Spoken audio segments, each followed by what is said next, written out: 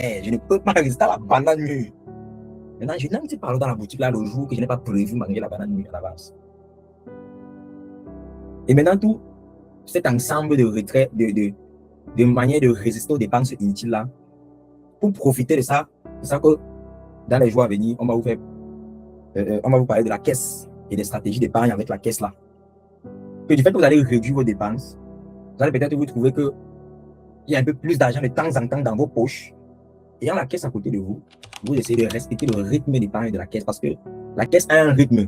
Et ce rythme est obligatoire par le challenge. Ça veut dire que on va mettre la caisse à votre disposition et on va prévoir le jour, on va prévoir une rencontre, on va se rencontrer le jour là en face à face. Et comme je vous ai dit, tout ce qui se passe dans le challenge est obligatoire parce que si vous ne le faites pas, vous n'allez pas percevoir la différence qu'on veut que vous percevez. Parce qu'en réalité, si on vous donne la caisse et vous ne respectez pas les rythmes de la caisse, vous n'allez pas sentir la différence sur vous. Et c'est ce qu'on veut faire en réalité. Faites la différence sur vous. On ne veut pas juste vendre les masterclass. On vend les masterclass dehors. Mais on veut mettre les masterclass là dans vous. On veut qu'avant de vous dire que voilà la caisse, voilà les stratégies de la caisse, et on vous donne un peu partir déposer à la maison, vous ne respectez pas.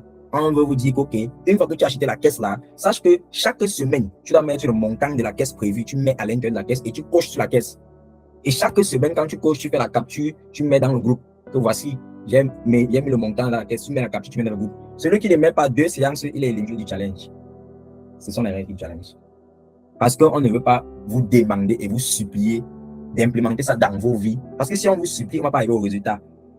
Mais pour arriver au résultat, on doit vous obliger à mettre ça dans vos vies. Maintenant, si vous ne mettez pas ça dans vos vies, vous êtes tout simplement éliminé du challenge. Parce que vous n'avez pas respecté le challenge.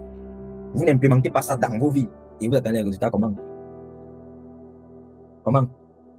Moi, il peut vous dire que je peux toucher 1200 € là. Je vis avec 800 €. Jusqu'à ce que je garde le reste comme ça dans mon compte.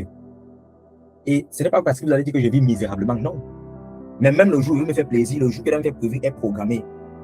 Ça veut dire que s'il dit qu'ok, elle doit verser la bourse d'études, il faut que je me fasse plaisir. Je m'assois, je calcule tel montant, tel montant, tel montant. Si je dois faire telle chose, je fais avec tel montant. Je fais avec ceci, cela, cela. Ok.